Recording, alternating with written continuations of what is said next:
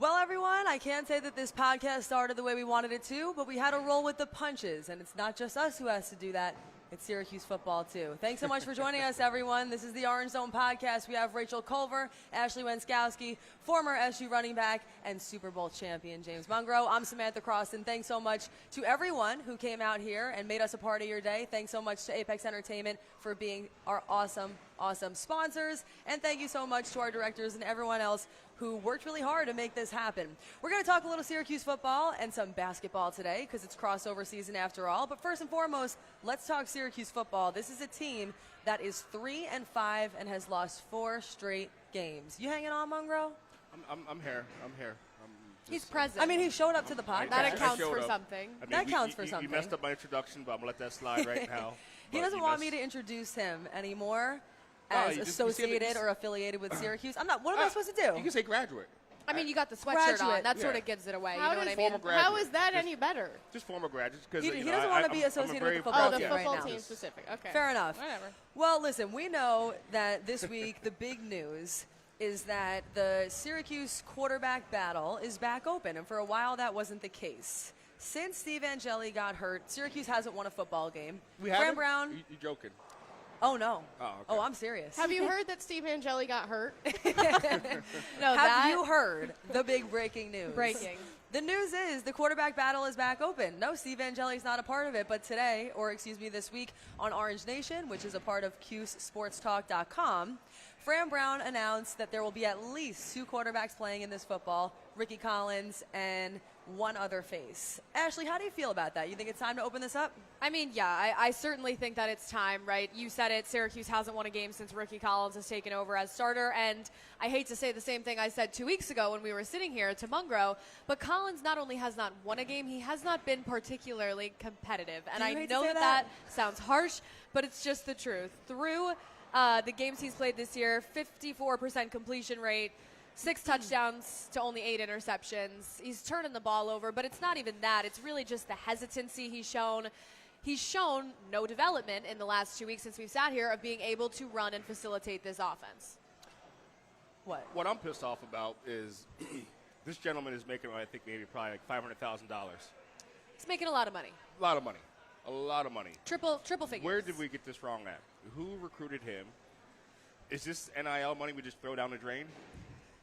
I mean, that's what it is. That's exactly what it is. We're throwing this money right down the drain. So whoever, LSU got it wrong, and then we thought this quarterback was going to be great coming to us, and we got it wrong too. So whoever did all the recruiting on this gentleman, yes, he was a 4-star athlete in high school, but obviously a lot of things have changed since high school. I think the interesting thing is like at the beginning of the season, we heard that this was a 50-50 battle, right? And I think this opens the door for a lot of fans to like maybe lose a little bit of trust in what Fran Brown's telling us. Like obviously situations didn't play out how we expected to this season, but it really kind of shined some light on, okay, well maybe we weren't given the full truth at the beginning of the year here. Also, what's more alarming to me is that you said it, right? Collins gets his chance. And Fran Brown said it. Collins had a month to run the program to his liking. He hasn't won a game in that month. So now it's time to turn the page and see what you have with some of the freshmen. But 2 weeks ago, after they lost the last home game, Fran Brown was up there saying Luke Carney doesn't particularly know the playbook. He was asked, how much of the playbook does Luke Carney know, who's the number 3? And he said, quote, not much. That, to me, is more alarming than anything, because what if Ricky Collins rips his Achilles? So then you have no quarterback. We're back to Dan Villari and the Wildcat all over again. Not much was a heater of a quote, I have to say. I think that threw a couple of people for a loop. But Wednesday, Fran Brown, in his appearance on the ESPN radio show, said that he loves Ricky, that Ricky's like a little brother to him, but he said Ricky had a month straight, at least, of me sticking by him and doing everything the right way. He goes on to say that everything bad that happened is because of him. Coach Fran, one thing about him, always taking accountability, and you can't take that away from him. But he said he had a month of running the program. We were 3-1 during Steve's time. Under Ricky, we went 0-4. So you have to open that competition back up. I'm not going to sit here and say that Fran Brown has done everything the right way, but one thing seems clear to me from this quote and this radio appearance, which is that he is not turning the page to next year. This is not a wash year for him. I'm not saying it's a good year. I'm not saying they're going to make it to a bowl game, but I'm saying he is looking to go out every single week and compete. I can remember when we said we had 3 games to make it to a bowl game. That's all we need, 3 games. Not expecting someone to get injured and all that type of stuff. But, when what Fran is going through right now is very difficult for a coach. And, obviously it's more difficult for the fans as well, because right now we want to see the team do something positive out there. And it's not happening with Collins, unfortunately. But Colin had his opportunity. And I said to you in the very beginning, this is how it works. You get an opportunity playing the sport. Your whole life, this is where you want to be at. And he had that opportunity, and he's not the fit for the team. He's just not. Like I said, it's going to go either two ways. Either he's going to ball out or he's going to piss down his leg. The gentleman, unfortunately, has pissed down his leg 4 weeks in a row. I'm so glad that quote returned. I'm so glad that you started with that quote, and now we just have it forever. Yeah, I mean, that's how it is. I mean, you're there to compete. Unfortunately, the young man is going to probably transfer after the season and go someplace else. I mean, because he's not going to play here. I mean, he doesn't look very intriguing in the portal. I mean, who wants him? Also, I agree with you, Mungro, in the sense that nobody's going to dispute that Fran Brown gave Ricky Collins a fair shot, right? Yeah. 4 games of non-competitive play. He gave him a fair chance. It wasn't like it was a game. It wasn't like it was 2 games. 4 games, a full month with a bye week. So actually 5 weeks when you think about it all together. And he didn't come up with anything better, right? We're seeing, I guess that's what I would say is we're not even seeing growth and development or improvement. I guess in the last few games we've seen Collins start to run more. I asked quarterbacks coach Nunzio Campanelli this week at players and coaches availability if that was by design or if that's by Collins just kind of being forced into that situation. And he said, well, some of it's by design, some of it's just running for his life, essentially. And he does. I mean, he's somewhat fast. He can use his legs. You got to hold on to the ball when you run. You got to hold on to the ball. I mean, he comes out every single game. I've noticed. First possession, interception, and then he scrambles. And look, and everyone's all happy when he scrambles. And he gets hit, and then the ball's on the ground. It's like you cannot play football like that, and it just shows. I mean, you cannot win with that type of recipe. He does not see the field well, and he does not go through his reads well or his progressions. And I think what I've been thinking about this week is so unfortunate about this situation is you have to start to feel for the wide receivers on this team. Yeah, this is a team that has playmakers, right? Dan Villari, Justice Ross Simmons, Jonte Cook, Darrell Gill Jr., just off the top of my head. This is not a team that is lacking for offensive playmakers, yet those guys have been silenced the past 4 weeks. So it's like you feel for them and their own personal stats and, looking towards the NFL and all that, but you just feel for the team in general because the talent and the pieces are there. They're just not being fed in the way that they need to from the quarterback position. Completely. It's hard to blame it all on one person, but frankly, this feels like the kind of team that if there was a better quarterback, really, who knows where they might be right now. I know that the schedule was really challenging, and it was that way from the beginning, but I really earnestly believe that if Steve Angeli was here the entire season, and you can't talk so much about what ifs, but would Syracuse football be headed to a bowl game? Probably. Maybe. I'd go as far as to say that. I mean, they had 3 wins through their first 4 games. I would say probably, definitely. I would say, yeah. And the challenging part of the schedule, we really haven't even got to yet. Like the most challenging part. And that's the scary part. It's easier, and that is the scary part. Tuesday, Ashley actually went to player availability. That's something that happens every Tuesday where we're ultimately able to hear from select players, some of the assistant coaches. Did anything interesting come of that when you were there that you wanted to share? Well, so as this was all transpiring, Fran Brown made the radio show appearance that you're referring to on Wednesday. On Tuesday, we sort of started to hear rumors and whispers about what might be going on. Fran, so much drama. There's always rumors and whispers. This program has some drama. Fran, of course, hinted at that on Monday at his own press conference. He said the quarterbacks were going to compete this week. So then on Tuesday, we requested Nunzio Campanelli because I said, well, who better to ask about that than the quarterbacks coach? And I asked Nunzio point blank if Ricky Collins would be starting this week, yes or no question. And here's what he said. He said, quote, "That's not for me to say. That's the head guy's call. I think they are competing really well. They're working very hard. They're doing a great job. I think we all believe very strongly that competition brings out the best in everybody. It brings energy to the team. I think it's been totally positive. It's been a great week of practice so far." Then he went on to say that basically Fran Brown is always going to do what puts the team in the best position to win. What was sort of interesting about that player availability was that Nunzio said those things to me. Then I heard from some of the other reporters that the general manager, Tommy Caporale, also declined to answer if Ricky Collins would be starting. So at this point, you're hearing it from a few of the coaches. And then it is worth noting that we also talked to defensive back Chris Peel, who said point blank yes when asked if Ricky was starting. Now, obviously, he plays on the other side of the ball. I would take Nunzio Campanelli's word over Chris Peel's I word. don't know No why he offense said to yes. Chris Peel. Still now, I'm confused by that. No offense to that fine young man, but you were starting to get the sense even before this radio show appearance that the coaches did not want to comment on who may or may not be starting this game on Friday night. And I think the truth is that we're going to see a mix. Whoever starts, I don't even think that guy is certain to finish the game, right? I don't think Ricky's going to start. That's my personal opinion. I mean, we need to get better. Like with him playing quarterback, we're not progressing or getting any better at all. So I would bet. I'm not a betting man, but I would bet a lot of money that Ricky's not going to start because first and foremost, the fan base wants to change. In order for Coach Brown to keep the fan base, he has to do something different. He has to do something different. I mean, I think he has no choice to start the other guy, to be honest. That's what I think.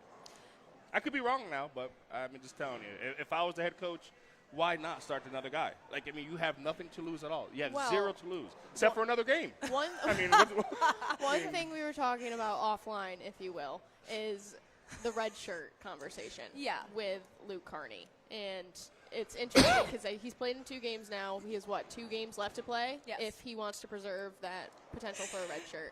You just coughed right into the mic. What do you think about that? What do you think Fran's mentality approaching the redshirt is? I mean, I think it's interesting because I think so Carney was the guy that they said was then the backup behind Ricky Collins, right? So the number 3 as far as all things go. If Carney does not start the game on Friday night, to me, that indicates that it's probably something to do with the red shirt, right? Because, like you said, he's played in 2 games, which also, again, I'm not a coach of this team, but those 2 games, you can look back at those too, right? Because Colgate, he came in for 1 play. Yes, he scored a touchdown, but it was 1 play of the entire experience. That feels like to waste a game on that, hindsight 2020, you probably wouldn't have done that now, you know? Yeah. Well, think about this as well, though. Okay, this is a business. Can you take we a breath gotta keep over there? This as Samantha, he coughed into the mic. It was can so you hold together, funny. Samantha, please? I'm sorry. After you. So you got to look at it this way. Now I lost my train of thought now. I just lost my train of thought. I'm so sorry. We're going to get you back into it. Was it about the red shirt? Was yeah, it about Luke Carney? business. It's a business thing now as well, okay? So when you think about this, Steven Jelly's going to come back, okay? Yeah. The freshman's going to be there, be a backup. Steve's going to be the starter next year, no matter what. Are we all agree with that? Okay. If he's healthy in time for week 1, yeah. So Collins is going to be transferred out of here. Okay? He won't be here. He won't be here. So you have the freshman. So the freshman can learn under Steve, get some reps now, and then learn under Steve for next year. And yes, unfortunately, he has to waste a year, but he's going to learn. He's getting playing time too as well. Critical playing time. So God forbid, if Angeli's not ready for next year, he's ready to go. You know what I mean? You don't see it as really wasting a year. I don't see really value in it. It's tough. I would say no. I don't see. There's a lot more football though this whole season. Yeah. So I mean, he's going to play against some big time football. You know, Notre Dame. I mean, Miami. He's going to play against the best of the best. So I don't think it's a waste of time. Well, I agree, and I think that Fran has reached the unfortunate position, right? I know college football is a business these days, and these guys either, they have some say over their own red shirt, I guess, with the coach, but this is now out of necessity, right? I'm obviously not Luke Carney. I'm not his family. However, this is a situation where if you're the next guy up, you're the next guy up. You know what I mean? I understand wanting to preserve your red shirt in that sense because that is a valuable year of eligibility. However, when push comes to shove, if you're next in line, I mean, it's a team-first mentality, right? And I think that, to your point, Mungro, if he were to play, if he were to maybe start in some of these next 3 or 4 games, that is a really valuable experience because now all of a sudden you're going into next year, you want to be Steve Angeli's backup, the number 2. You have real in-game reps, like you said, against some of the top teams in the country. Even if it went completely horribly, it's still experience that he would be taking into next year. And listen, I know that if you're Luke Carney, you might value that year of eligibility more than that, and I understand that. That's a decision that he would have to make. Sport. It's a team sport at the end of the day, and I don't think that it would be a waste for Carney to play in these final 4 games because it's real experience. This is a question I have. Genuinely, is it up to him, though? Like, I know that you say, like, he has a redshirt year and he could use it, but, like, if Coach Brown wants him to play and wants him to start, How much of that is realistically his decision if it is a team sport? Goodness.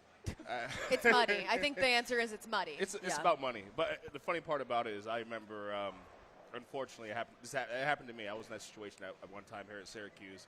The coach told me to go out on the field, and I went out to the field, and it was my true freshman year.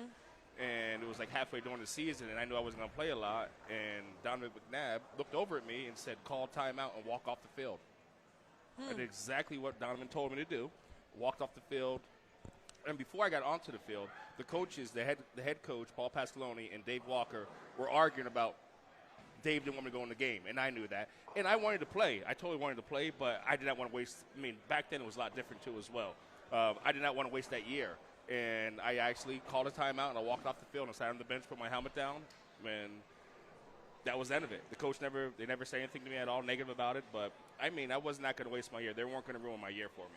Were there any, like, repercussions? I'm just curious, like, with your teammates, with Donovan McNabb, did everybody understand? McNabb told me to do it. Okay. Because he didn't want to see me waste that year. You know what I mean? Because they had Rob Conrad, Kyle McIntosh, D. Brown. Why the hell are you going to put a freshman in? Put me in. Like, it made no sense. So interesting. It made 0 sense. It made total 0 sense. And it wasn't the 4-game thing back then, right? No, or it was not a 4-game thing like that. And it was the fourth quarter with 4 minutes left in the game. And we're getting our butts crushed by Virginia Tech. Yeah. Like, it made 0 sense. But maybe you would have had fun out there. No, I was not wasting a year. I did not want to waste a year. But I listened to what Coach said. I walked out there, and I was very hesitant walking back off the field, and then Donovan's like, we're not going to let this happen, because he has seen things previously with other players losing their eligibility like that. Well, with him in your corner, you feel a little bit better about it, I right? felt great about it. Yeah, understandably so. But now, like, you know, it's a different situation. Players can now, as a freshman, play 4 games, like you said. So, you know, but again, this is live action. He's going to be the head man, the head quarterback at Syracuse. So, therefore, it's not a waste of opportunity for him. No, the reality is, like we've been saying, Carney has 2 more games. There's 4 more games left on the schedule. Whether or not it's Carney, you have to start thinking about some of the other guys in that room as well. Obviously, all freshmen, but I think that we sort of have to be prepared for any outcome of who's going to start this game tomorrow night. There's Rich Bellin. There's Joe Filardi, a guy who also plays on the Syracuse men's lacrosse team. There's Jakari Williams, a guy that the staff was really high on last year, but now doesn't really seem to be so much in that conversation. So it is worth mentioning that anyone who you're looking to, you know, behind Ricky Collins is either a sophomore in Jakari Williams, and the other 3 are true freshmen. Yeah, I totally agree with that. Ultimately, someone's going to play. We're going to see who it is, and then we'll talk about it. But no matter who is starting at quarterback or playing there, Syracuse has to face UNC. This is a Halloween matchup in the Dome, and a very interesting, unique situation here. UNC is 2-5 overall, 0-3 in ACC play. They're not a very good team, but they're coached by a coach, Bill Belichick, which is a name that I'm sure many football fans know. This is someone who is really, I think, highly regarded as one of the best coaches ever in the NFL. 6 Super Bowls. I mean, it's unbelievable what this guy has been able to accomplish. However, the transition has not been smooth. Very interesting journey for Belichick the past few years. It's been a very rough transition for him. Correct. And as a former athlete and a former member of the Colts football team, I'm glad he's struggled. Something because, there's been times when he's been up on his high horse so much that, come back down to reality. This is what life's really about. Like, let's see your coaching skills now, and right now, whatever his skill set is in college football, his players are not getting it for some reason. And I don't know why, because he's very strict and very stern of the way he does things. And college is a lot different than professional. Yeah. It is shocking. I mean, let's just start there. I think when you saw UNC make the move to hire Belichick in the offseason to begin with, that to me was surprising, right? You don't dispute his resume in the NFL. How could you? He has more Super Bowl championships than any head coach in NFL history.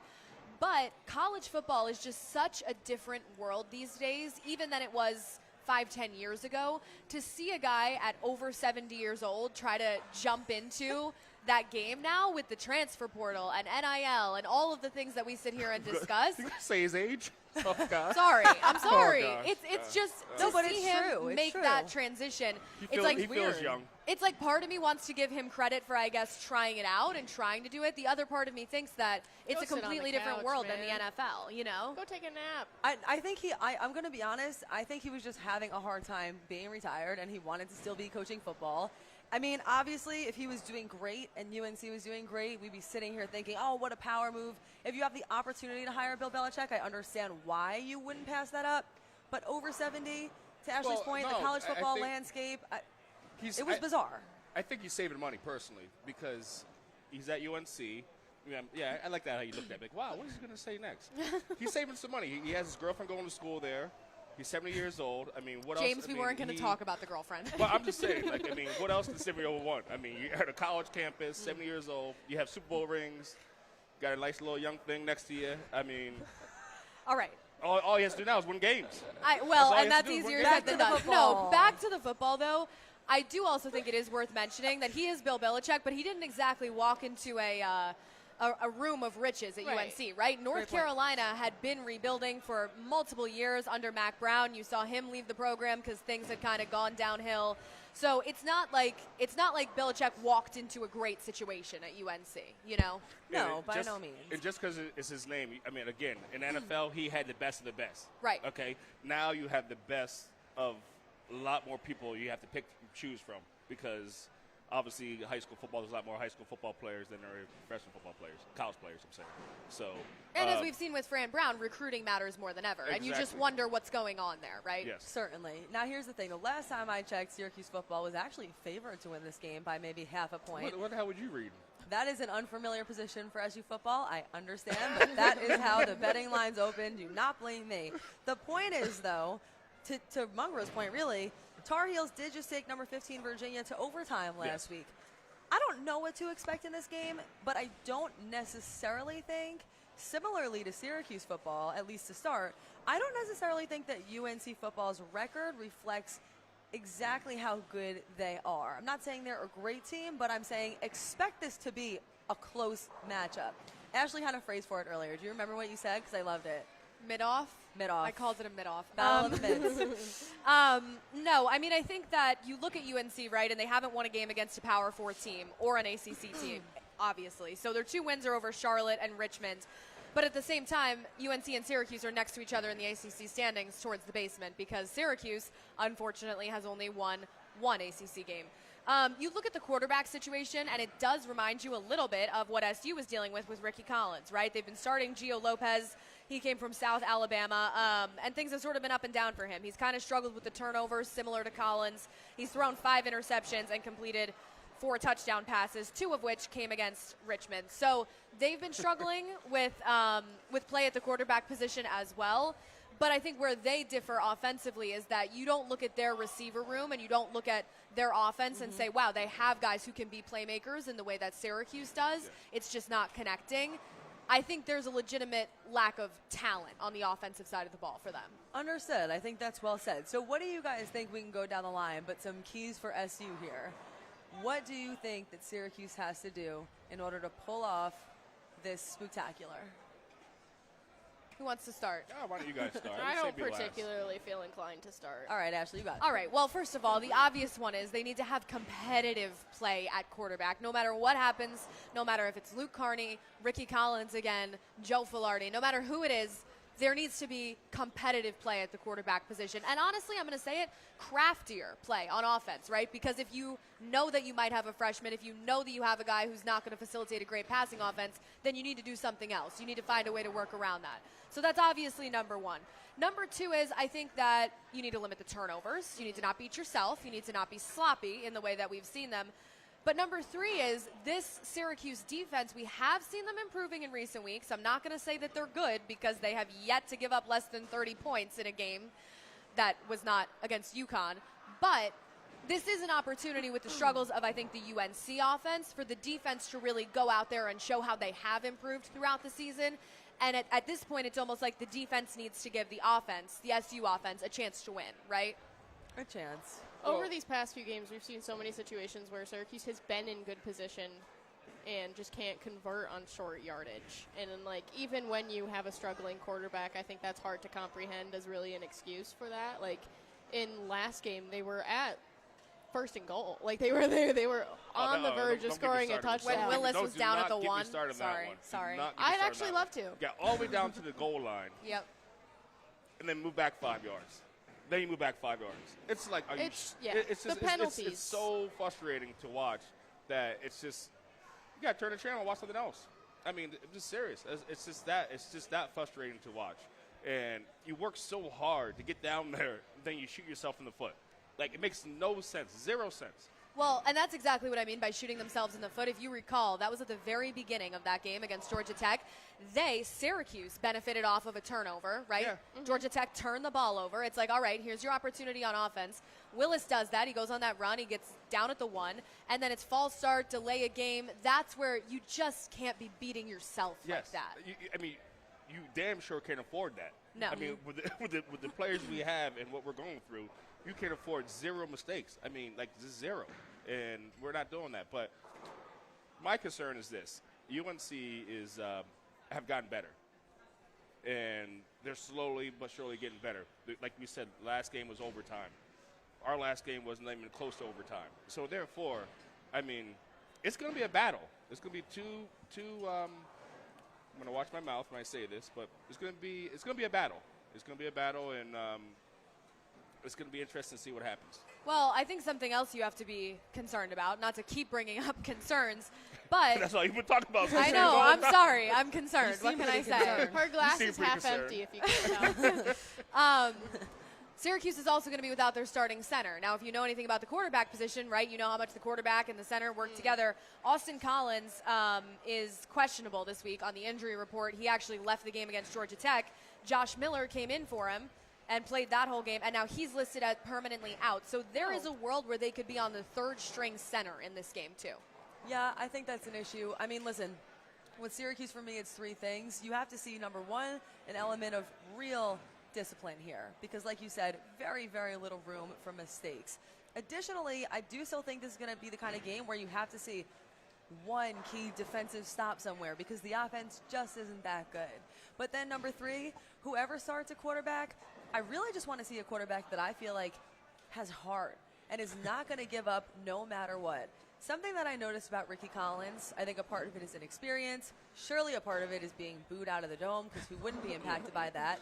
But sincerely, I feel like at some point he starts to look outward. He starts to blame a little bit. He's wondering why there was a miscue. I don't always see accountability from him in the moment. And that's when I think it matters the most. Body language is a big part of that. There's a huge difference to me between a quarterback that goes like this versus a quarterback that goes like this, right? I want the quarterback that's looking inward and looking at what they could have done better in that situation. So whoever that quarterback is, I hope that's the person who's starting. Let's talk about some predictions. We don't have to do the actual score, but do you think Syracuse is going to win? Yes or no? We are going down the line, Rachel. We are starting with you. I'll give it to him. I think they win. I think it's low scoring. I don't think this is a game where you see a ton of touchdowns go up. I think you're probably fighting for some field goals, actually. But I think they do pull it off by a tight margin and low final score on both ends. I think that this is also a good opportunity for them to win a game. I think it's hard to say that when the quarterback position is just a giant question mark at this point. But, you know, I think the harsh reality is that if they don't pull this one out, then I don't think they're going to win another game the rest of the season. So that's you saying? That's me saying that I think they're going to eke it out, but it's certainly not going to be pretty. Well, it's also interesting because it's Halloween night, and I've talked to some students on campus. I did a story yesterday, and this is like really the last opportunity for students to even be in the dome, because the next home game is over Thanksgiving. So in terms of atmosphere, like this. It's going to be crazy. It'll be wild. It's Halloween night. The students will be You nice don't think and any liquored parents up are taking kids trick-or-treating or anything like that? You don't think you're worried about that, attendance-wise? The atmosphere could also work against them if they are getting booed, which, to be honest, happened the last time, so we'll see. But I think fans are getting a little bit impatient, and I understand why. You think Syracuse is going to win, yes or no? Is Syracuse going to win, yes or no? Who's going to win the toilet bowl? I do not know. I would say it's like flipping a coin there. You just don't know how it's going to land. If I had a coin right now, I'd flip it for you. And actually, I would just say, yeah, heads is they win, tails they lose. I mean, that's really how it is. All right, 50-50 for Mungro. 50-50. That's okay. We'll take that. I'm going to go no, and it's because I don't bet on anything that I haven't already seen. And I haven't seen success from them at this quarterback position. It would take something substantial. Even if they are switching it up, which Fran Brown says they are, who's to say that what we're going to see is going to be better? I can't say that with certainty, especially because some of these guys are younger. And if they are rotating people out, that means that there have been more people who have been rotating through the reps at practice and less time for each person to be practicing in those schemes. I'm going Syracuse loses. It's a close one, but I think UNC's defense is actually probably better than people expect, and Syracuse's offense isn't good enough. One positive thing that Syracuse has going for them, though, and I do believe this, is that UNC does not know what quarterback's going to be. Right, so true. There's no film on these quarterbacks, really. Okay, so right now they're scrambling, don't know. I mean, and technically, there's going to be some trick plays. I guarantee there's going to be some trick plays and stuff like that. So, you don't know what's going to happen exactly. You led me to my next point is not to bring up some trauma for everyone, but what if we see Dan Villari run the Wildcat? That wouldn't be trauma for me. No, that would be innovation that I have trauma. It's something different. We need something different. It's like, you can't do the same thing and get beat with the same personnel and going through the same horrible, week after week. So by having a new quarterback, I feel like we do have a advantage in that area. Yeah, I understand that. All right, well, I didn't say we're going to win, but I just said we had advantage. Sure thing. Put it on the record. So that's Syracuse football. We're going to talk about some basketball for a second. Syracuse men's basketball just finished their second exhibition game. They beat Pace 75-57 on Wednesday night at the Dome. You look at that score and you think they beat them by a pretty wide margin. You go to the press conference like Rachel did, you see a different story. Yeah, you're told a different story. Adrian Autry immediately came out of that press conference and he was like, I'm disappointed. There was a lack of effort. There was a lack of urgency, a lack of intensity.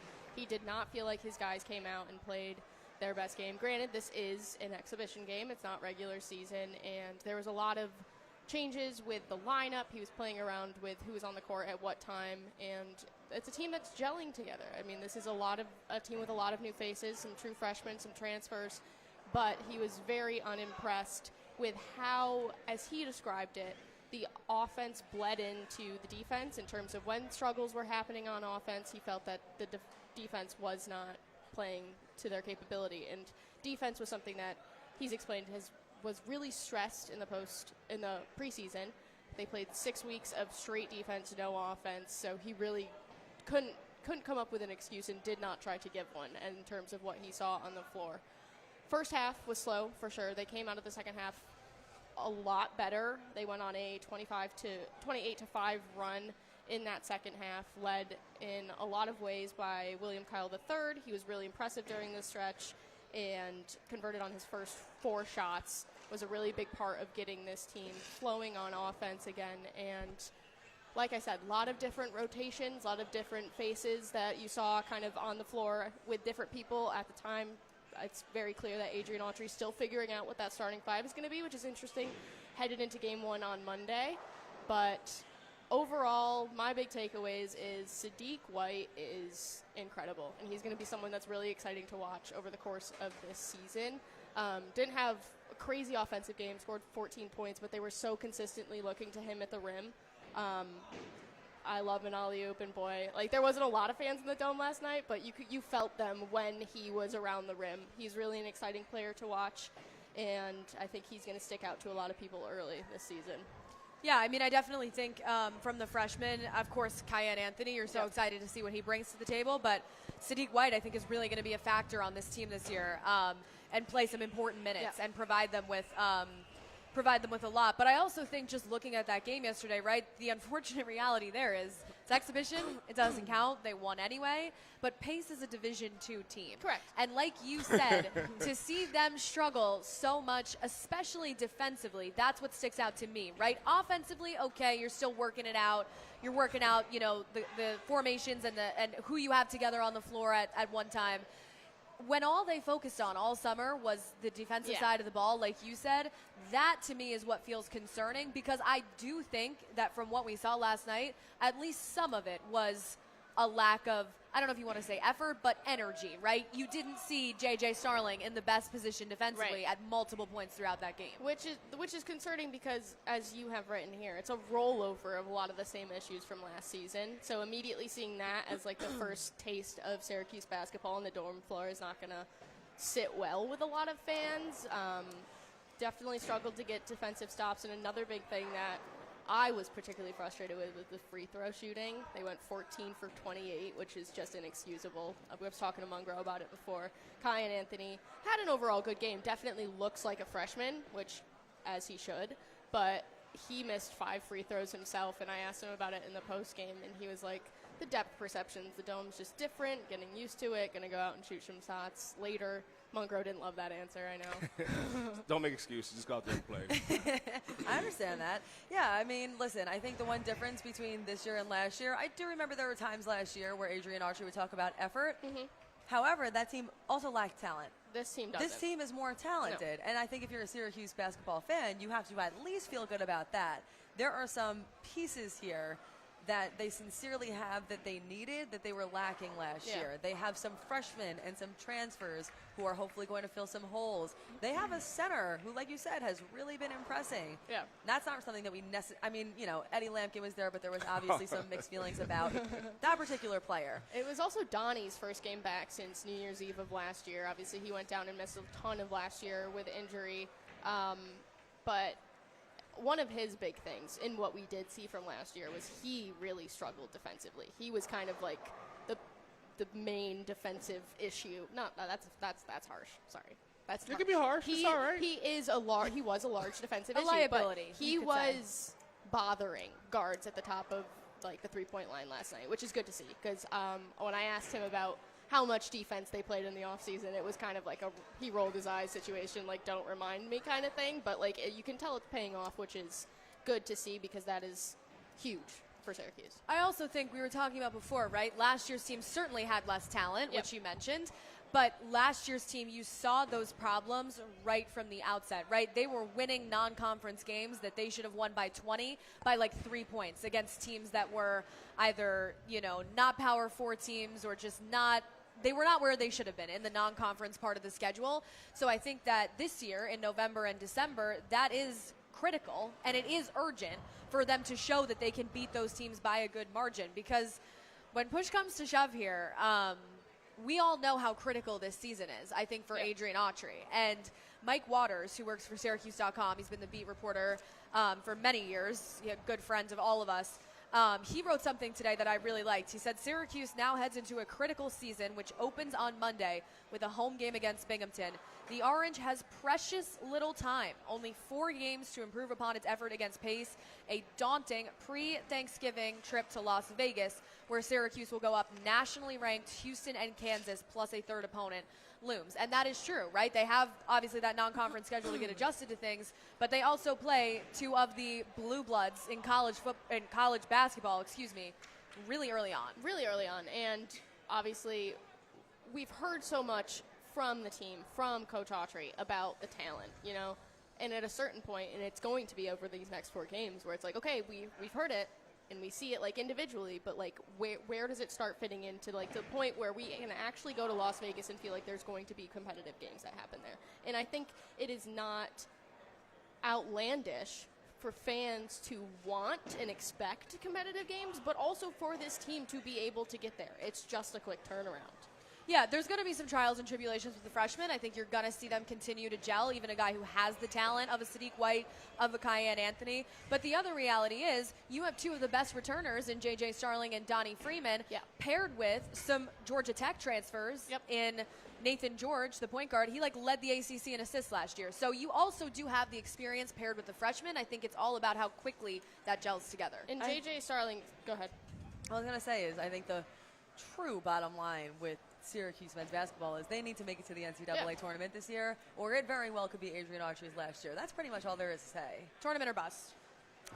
For J.J. Starling, one thing I did ask Autry about in the postgame last night is he had such a different role last year. in terms of what was expected to him. He was so often the guy that they were looking to get a bucket, but also facilitate an offense and create opportunities for other people.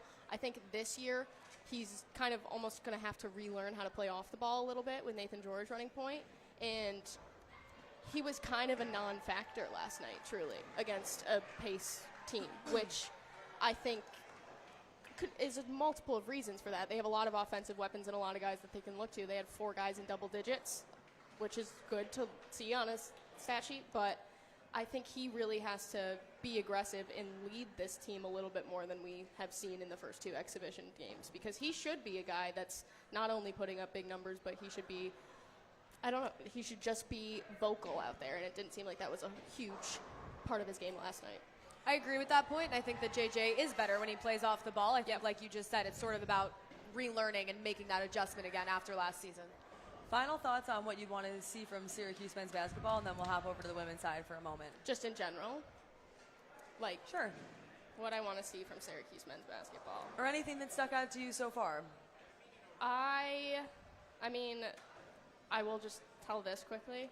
I had quite a surprise last night when I was interviewing players. And all of a sudden, over my shoulder comes a hand to, like, dap up Sadiq White. I turn around. I bring my camera with me. It's just Carmelo Anthony. That's going to take some adjusting to, just having him in and around the locker room. And it was so casual. I was like, do you guys see this? That's Carmelo Anthony. And, like, it was just so normalized that I think that is going to be very interesting to see that face in and around the dome a little bit. Yeah, I don't think that's the last time that'll happen this season, which is cool and it's fun, right, to have him around the program. Obviously a guy that I think can be a great influence for Adrian Autry and his staff, even though he's not on the coaching staff formally. I would just say, I'm going to reiterate what I said earlier, and I'm going to say that I think that this non-conference part of the schedule is really critical for them to work out some of those kinks before they go to that tournament in Las Vegas, because there needs to be a sense of urgency here. I think we all agree with that, right? They haven't made the tournament in far too many years for Syracuse's standards. And the bottom line is, I do think Adrian Autry's job this year comes down to them making the tournament. No matter how good Kiyan Anthony is this year, the fact that Carmelo Anthony is around the program, the fact that Kiyan has such a big social media following, I legitimately think matters in terms of NIL, in terms of recruiting, in terms of excitement around the program. I earnestly think that Syracuse men's basketball is going to be a kind of a team that you're seeing on a lot more of like the national accounts, simply because Kiyan Anthony is here. And I honestly think that he can help just in his platform to elevate the entire Syracuse men's basketball team. So we'll see what ends up happening on that front. The pieces are genuinely all there. Like, there's no reason this shouldn't be a winning team. We'll see what happens. On the women's side, they just completed their exhibition game. They won 98-62 over Damon on Tuesday night. It was their only exhibition game. 2 players who stuck out that we just wanted to make note of. Layla Filia is a transfer, and Uche Izoje is a freshman on this team, over 6 feet tall. They scored a combined 36 points. This team had a dominant 53-33 lead at halftime. You also have Sophie Burrows coming back, who obviously was a key contributor last year. Again, on the women's side, similar situation to the men's side, where they had a down year last year after an amazing year with DeAsia Fair, and now it's a matter of figuring out what FLJ can do without her former star. I think Layla Filia is a name you're going to be hearing a lot this year. She obviously a transfer, like you said, but she has deep NCAA tournament experience. She's been there before. She's done it before. She's coming into Syracuse after recovering from a pretty serious eye injury. She had lost half of her vision in one of her eyes, so I think she has a lot of fire under her to come in here and prove something. And Sophie Burrows, again, a talent that we've seen and are familiar with, but everything I've heard from FLJ and her team is that there is no excuse, and it's a very similar message almost to what we've been hearing from Autry. So it's kind of exciting to see both of these teams coming into a fresh season and knowing that anything is possible. Yeah, I think Sophie Burrows is poised for a breakout season of sorts, right? She was here for the DeAsia Fair year, and she sort of had she was obviously, I think, a freshman at that point, younger, had some injury stuff. So I feel like this is the year where she gets to really come into her own, not only on the floor, but also to just be a leader on that team in the locker room. But I agree. I think it's going to be interesting to see how this year plays out for them, because the bottom line is that FLJ got a taste of going to the NCAA tournament, of being successful on a national stage with DeAsia Fair 2 years ago, and I think that FLJ is going to be hungrier than ever, right? We know how much she loves Syracuse. We know how hungry she is to win with that women's team. If she feels like she has the talent and the pieces this year, we could see them make a run too. Syracuse football on Friday. We have the men's SU basketball season starting on Monday. Syracuse women's basketball season starts on Tuesday. All of those games are in the Dome. So an exciting slate for anyone who wanted to come out and watch. This has been the Orange Zone podcast. Thank you so much, everyone, for joining us. Ashley had one other thing to say. No questions? It depends if we have a mic or not. I didn't know if we had that available, so I decided maybe we'd skip it. Why don't we have Rachel's significant other come over? Make me get up. All right. Why don't you interview James, all right, we Rachel? do. All right, time for 1 or 2 questions. Here comes the roamer. These questions can be about basketball, they can be about football, they can be ultimately anything that you want to discuss, and we'll discuss it for you. I already see a hand up, so we'll go back there for the first question.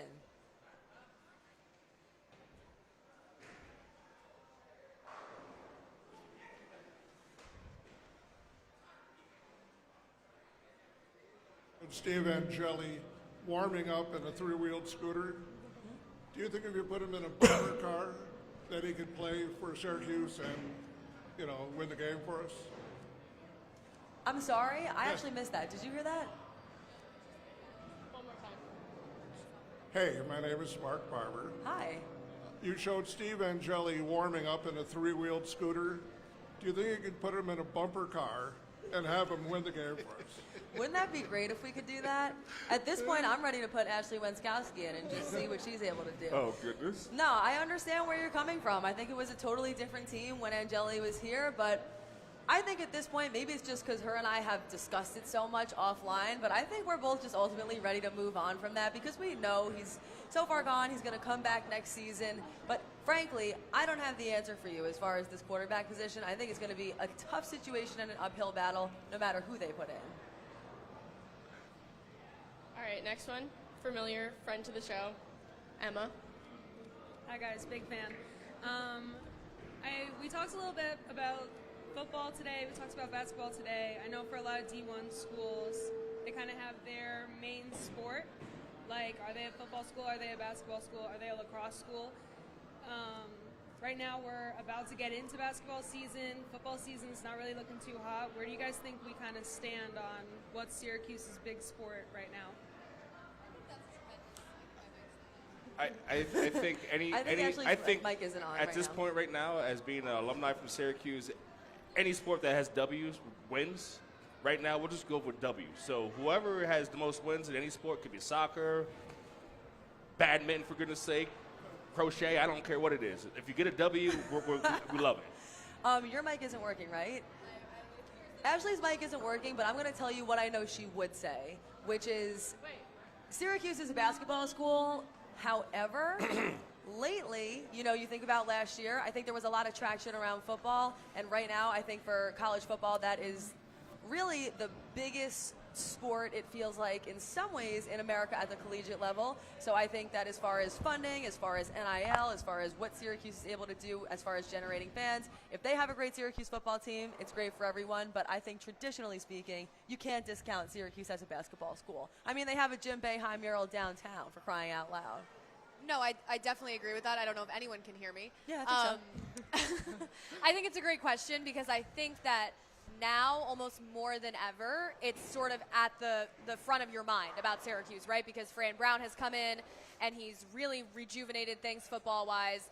And I think that Syracuse is in a unique position because I think if the football team continues to have a rebirth after this season, right, Angeli comes back and the recruiting classes and all that, I think that they have a chance to put themselves in that national conversation again in football, which is a place that they haven't been in a long time. You could, again, say the same thing about basketball. So I think we'll see. I think Adrian Autry, also has a unique opportunity with the struggles of the football team to really kind of capture, I guess, the hearts and the minds of SU fans this winter, which is something that he hasn't yet been able to do. I think that's well said. Very well said. Good on questions now. Wrap it up. Thank you, everybody, so much for coming. This has been the Orange Zone podcast. I want to say thanks again to our sponsors. Thank you so much to everyone who helped to set this up. That's Rachel Culver, Ashley Wenskoski, James Mungro. I'm Samantha Croston saying so long. We will see you back here when the next big thing happens.